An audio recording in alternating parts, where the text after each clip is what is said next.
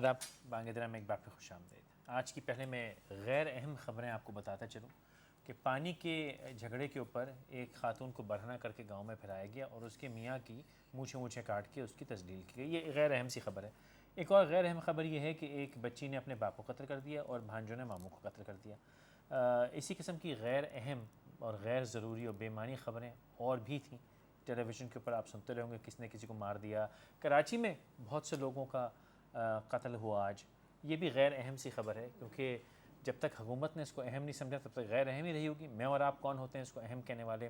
اس کے علاوہ بھی غیر اہم خبریں جو ہیں وہ کرائم کی ہیں، ڈاکوں کی ہیں، چوریوں کی ہیں، عزتیں لٹنے کی ہیں، بھوک مفلسی کی ہیں۔ سوئی ناردرن گیس نے ابھی سے کہہ دیا کہ بھیا دسمبر میں تو گیس کے ایسے حالات ہوں گے کہ چولہا بھی نہیں جلے گا۔ یہ بڑا بہترین طریقہ ہے جو کہ راجہ پرویز اشرف صاحب سے انہوں نے سیکھا۔ اب کے راجہ صاحب کہتے ہیں کہ اب پہ میں ڈیٹ دوں گا ہی نہیں، کیونکہ پچھلی بار ڈیٹ دی تو تم نے مجھے بہت تنگ کیا، میں آپ کے ڈیٹ نہیں دوں گا۔ تو سوئی ناردرن گیس نے بھی ابھی سے کہہ دیا کہ صاحب انشاءاللہ دسمبر میں آپ کے پاس گیس نہیں ہوگی، آپ جو ہے ابھی سے وہ گوبر وغیرہ جمع کر لیں، اس میں کھانا پکائیے گا کیونکہ گیس تو ملے گی نہیں۔ جب دسمبر آئے گا اور جب آپ کہیں گے گیس نہیں ہے تو وہ کہیں گے ہم نے تو منع کیا تھا جولائی میں، اب ہمارے کیا قصور ہے، ہم نے تو پہلے سے بتا دیا تھا۔ جیسے فلڈ میں بھی میٹنگ ہو رہی ہے کہ فلڈ تو آئے گا، ہم نے اس کے لیے کچھ نہیں کیا، لوگ مرتے مریں، ہم ایڈ لیتے ہیں۔ سب غیر اہم باتیں ہیں۔ اہم باتیں یہ ہیں کہ بہت ضروری قوانین پہ بحث ہوتی رہی اور اس کے اوپر کیا کہتے ہیں کاریگری ہو رہی ہے۔ ایک بڑا ہی اہم پہلو پاکستان کے مستقبل غربت دور کرنے، پاکستان میں انڈسٹریلائزیشن کے لیے وہ یہ ہے کہ ڈیول نیشنلٹی کا معاملہ طے ہو جائے تاکہ وہ لوگ جو ایک عرصے سے پاکستان سے باہر رہتے ہیں وہ آ کے اب الحمدللہ پاکستان پر راج کر سکیں۔ میں اس کے خلاف نہیں ہوں لیکن میں اس کے حق میں بھی نہیں ہوں۔ وہ یوں کہ یہ بہت اہم موضوع ہے آج کے لیے، تو اس پہ یقیناً بحث ہوگی کیونکہ ہماری قسمت میں تمام اہم موضوعات پہ ہی گفتگو ہے، تو اس بہت اہم موضوع پہ گفتگو کریں گے۔ اس کے ساتھ ساتھ بہت ہی بڑا اور ایک اہم موضوع یہ ہے کہ صدر صاحب کو جو کہ استثناء ہے، چاہے وہ جو بھی کریں، جس قسم کی بھی حرکات و سکنات ہوں ان کی، اس کے بعد ان سے کوئی پوچھ نہیں سکتا۔ اب وزیر اعظم صاحب بھی اس میں شامل ہو جائیں تاکہ وہ بھی الحمدللہ جم کے کارروائیاں کر سکیں اور ان سے کوئی سوال نہ کیا جائے۔ تیسرا بہت اہم موضوع جو کہ سرکار کی طرف سے اس کو خاص اہمیت دی جا رہی ہے وہ یہ کہ اب جو چاہے جیسے چاہے جہاں چاہے کسی بھی جج کو ذلیل کر سکتا ہے۔ اس میں کوئی گھبرانے کی بات نہیں ہے۔ کوئی منسٹر ہو، کوئی گورنر ہو، کوئی M N A M P A, ایک درجے کا وہ جو ہے جہاں چاہے جیسے چاہے شور شرابہ کرے، گالم گلوچ کرے عدلیہ کی، وہ خاص فرق نہیں پڑتا۔ اور اگر وہ خاص، یہ بڑی خوبصورت سی بات ہے کہ اگر وہ اسمبلی میں کھڑے ہو کے مطلب کسی جج کی تصویر پہ جوتے مارے اور اس کو گالیاں دے، اس کا جو چاہے کرے، اور اس کے بعد اس کاروائی کو جو اسمبلی کی کاروائی اسے نکال دیا جائے تو وہ ایز اے کنٹیمپٹ نہیں یوز ہو سکتی، کیونکہ صاحب یہ تو خارج کر دی گئی نا۔ تو اسپیکر اسمبلی 2-4 گھنٹے دھما چوکڑی میں چاہ کے کہ اچھا بھائی اس کو خارج کر دو، اب کیونکہ خارج ہو گئی تو اب یہ اللہ بھلا کرے آپ کا جو خارج ہو گئی، جیسے کبھی نہ کہی گئی تھی نہ سنی گئی تھی۔ تو یہ بڑا خوب انشاءاللہ ایک بساط بچھے گی جس میں ہم جم کے یہ تمام اہم موضوعات اس پہ گفتگو کرتے ہیں۔ لیکن اس سے پہلے کہ میں اپنے مہمانوں کو تعارف کروں، ایک اور غیر اہم خبر میں آپ کو دوں۔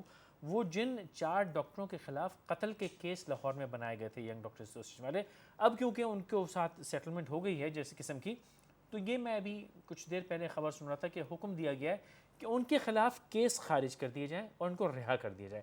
یہ مجھے بڑی پسند آئی کیونکہ اس آرڈر میں یہ اعتراف ہے کہ حکومت نے دانستہ پولیس سے مل کے یہ قتل کے کیس جعلی بنائے تھے، اور اگر جعلی بنائے تھے اس لیے انہوں نے خارج کر دیا کہ بھیا اگر ان بدماشوں نے واقعی قتل کیے تھے تو آپ ان کے کیس خارج کیوں کر رہے ہیں؟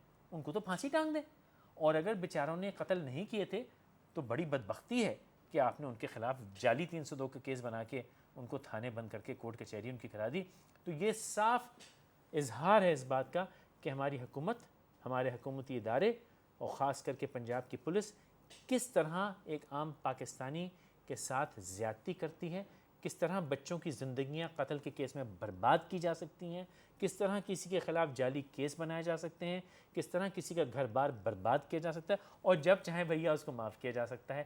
تو یہ اللہ زندگی دے اور قائم و دائم رکھے ایسی ڈیموکریسی کو، کیونکہ یہ تو میرے خیال سے کسی مغلیہ زمانے کی بادشاہت میں بھی نہیں تھا۔ شہنشاہ اکبر نے بھی کسی کو کہہ دیا مجرم تو مجرم ہی ٹھہرتا تھا، اس کے بعد اس کو ایسے جھوٹی معافی نہیں دی جاتی تھی۔ میرے مہمان عارف الوی صاحب پاکستان تحریک انصاف بہت شکریہ، یاسین آزاد صاحب president supreme court bar association بہت شکریہ، آپ لوگوں نے وقت نکالا. میں نے کوئی زبان درازی کی ہو تو میں معذرت خواہ. بڑی اچھی چیزیں کہی ہیں. ایک تو آپ نے کہا کہ لوگ گوبر میں اپنا گھر کا کھانا وانا پکاتے رہیں، تو وہ نہ گوبر اتنا ہے سوائے اس کے کہ اخلاقی گوبر بڑھ گیا ہے. دوسری بات آپ نے یہ کی کہ جن بدماشوں نے اگر قتل کیا تھا تو وہ بدماش تھے، مگر یہ کہ پتہ چلا کہ شاید انہیں قتل نہیں کیا اور کیس خارج کیا جا رہا ہے. تو جن بدماشوں نے، وہی الفاظ استعمال کیجیے نا، جن بدماشوں نے یہ حرکت کی ان کو تو پکڑا جائے. کوئی مذاق نہیں، یعنی جعلی کیس بنانے جعلی کیس بنانے پر نا، کیونکہ یہ جو NRO ہے اس کی بنیاد تھی کہ جعلی کیسز بنے ہیں. اور دونوں حکومتوں نے دونوں پرانی اقتدار میں جو رہی ہیں حکومتیں، انہوں نے اعتراف کیا کہ جوڑی داروں نے کہ ہم دونوں نے بنائے ہیں، لہٰذا ہم ایک دوسرے کو معاف کر رہے ہیں. اس کے اندر ہوا یہ کہ ایک دوسرے کے معاف، یہ بھی ایک اعتراف تھا کہ ہم نے جعلی کیس بنا دیا، شاباش ہے نا. تو انہوں نے معاف تو کیا ایک دوسرے کو، مگر ہوا یہ کہ وہ میرے ساتھ جو چوری، میری جو جیب پہ ڈاکہ پڑا تھا، وہ بھی ایک دوسرے کو انہوں نے معاف کر دیا. نہیں میں سے مراد عام پاکستان، ہاں عام پاکستانی ہیں، تو وہ بھی ایک دوسرے کو معاف کر دیا کہ چلو کوئی بات نہیں، بات رفع دفع ہوئی. بات یاسین صاحب یہ میں جو بڑے اہم موضوعات ہیں نیشنلٹی اور کنٹیمپٹ اور امیونٹی، اس پہ ایک سیکنڈ میں آتا ہوں. یہ جو ڈاکٹروں کے خلاف جو کیسز ہوئے، آپ کی تجربے میں ایسے جعلی کیسز بے تحاشا بن رہے ہیں اور بنائے جاتے ہیں؟ دیکھیے ایک چیز کی وضاحت کر دوں کہ وکیل کا پروفیشن ہو یا ڈاکٹر کا پروفیشن ہو، ان کے اپنے ایتھکس ہوتے ہیں، اپنے رولس ہوتے ہیں. جس طرح ہماری بار ایسوسیشن، اسی طرح ان کی میڈیکل ایسوسیشن اپنی ایسوسیشنس ہیں. وہ پروسیڈ کرتے ہیں جو بھی اپنے ممبرس کے خلاف جو ایسوسیشن کے بائی لاز ہیں اس کے مطابق پروسیڈ کرتے ہیں. اب جہاں تک کسی ڈاکٹر کے نیگلیجنس کا تعلق ہے، اس کی مثال بالکل اس طرح سے دی جا سکتی ہے کہ ایک ایکسیڈنٹ کا کیس جب ہوتا ہے تو آپ اس کو 302 میں پرچہ درج نہیں کرتے، ریش نیگلیجنس میں کرتے ہیں کہ ڈرائیور کی تیز رفتاری کی وجہ سے یہ معاملہ ہو گیا. بالکل اسی طرح سے اگر کسی ڈاکٹر نے کوئی غلط کام کیا تو وہ اس کی لاپرواہی کی وجہ سے ڈیتھ ہوئی، اس کو ڈائریکٹ مرڈر نہیں کہا جاتا قانون کی زبان میں. اب اگر وہ نیگلیجنس کی وجہ سے ہوا تو وہ ظاہر ہے کہ 302 میں فائل نہیں کرے گا، وہ 304 میں فائل کرے گا جو ایکسیڈنٹ ہے، جو کمپاؤنڈیبل ہے اور جس میں کمپرومائز بھی ہے اور وڈرال بھی ہے، سارا کچھ ہے. اسٹیٹ کو پاورس ہیں کہ اس ٹائپ کے کسی بھی کیس کو اگر وہ وڈرا کرنے چاہے تو کرنے چاہے. یہاں دیکھنا یہ ہے کہ جس ڈاکٹر کے خلاف آپ نے پروسیڈنگ کی، پہلی بات یہ ہے کہ یہ جو انسیڈنٹ پنجاب کے اندر ہوا ڈاکٹر کا، یہ اس نوبت تک پہنچنا ہی نہیں چاہیے تھا. ٹھیک ہے، کیونکہ اگر کوئی بات ڈاکٹروں کا ڈیمانڈ تھا بھی تو پنجاب میں جس طرح کہ مجھے بتایا گیا، میں نہیں سمجھتا کہ کون تک صحیح ہے کون تک غلط ہے، کہ منسٹر آف ہیلتھ ہے ہی نہیں، وہ پاور بھی چیف منسٹر نے اپنے پاس رکھی ہوئی ہے. ایک فیلڈ آپ کی ہے نہیں، اور وہ پاور بھی آپ اپنے پاس رکھ کے اگر پروسیڈ کرتے ہیں تو وہ غلط ہے. طریقہ کار یہ ہونا چاہیے تھا کہ کوئی کمیٹی کنسٹیٹیوٹ کر لیتے جو نیگوسیشن کرتی، بیٹھ کے معاملات جو مہذب طریقہ ہے، جو مہذب طریقہ ہے. لیکن یہاں گورنمنٹ کی طرف سے بھی اٹدرمی سامنے آئی اور ڈاکٹر کی طرف سے بھی آئی.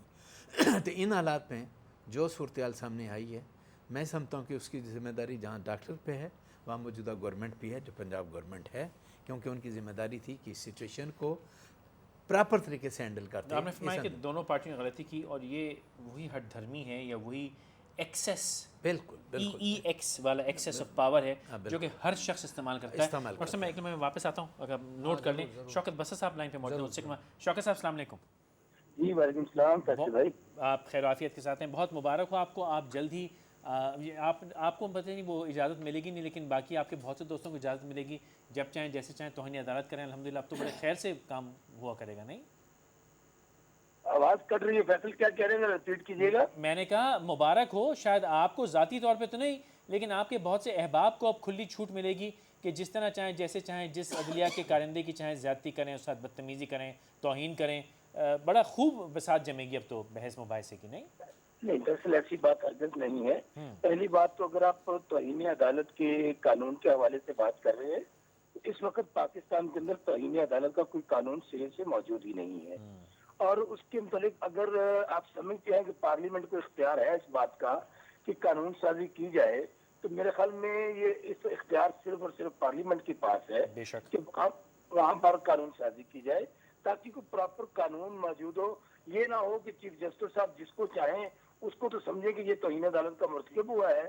اور جب آپ کو یاد ہوگا کہ چیف جسٹس صاحب کو یہاں پر پرویز مشرف کا دور تھا، آئی بھی افتخار تھا اسلام آباد کی،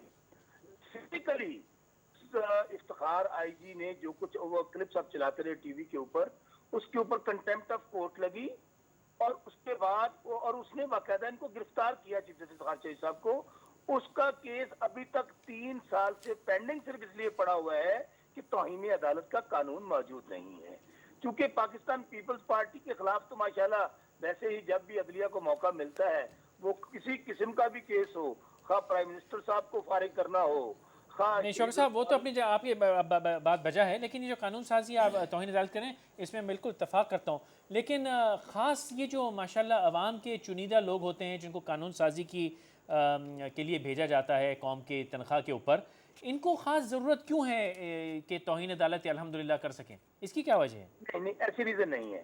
دیکھیں تو مطلب تو اگر سر ایک کام کرنا، اس قانون میں ایک شک اور ڈال دیں کہ کوئی بھی سیاستدان، کوئی بھی وکیل اور کوئی بھی اینکر بھی تھوڑی سی توہین عدالت سے اس کو مستثنا ہو. مجھے فیصل آپ کا پوائنٹ بہت ویلڈ ہے، مجھے گزارش کر لینے جی فرمائیے.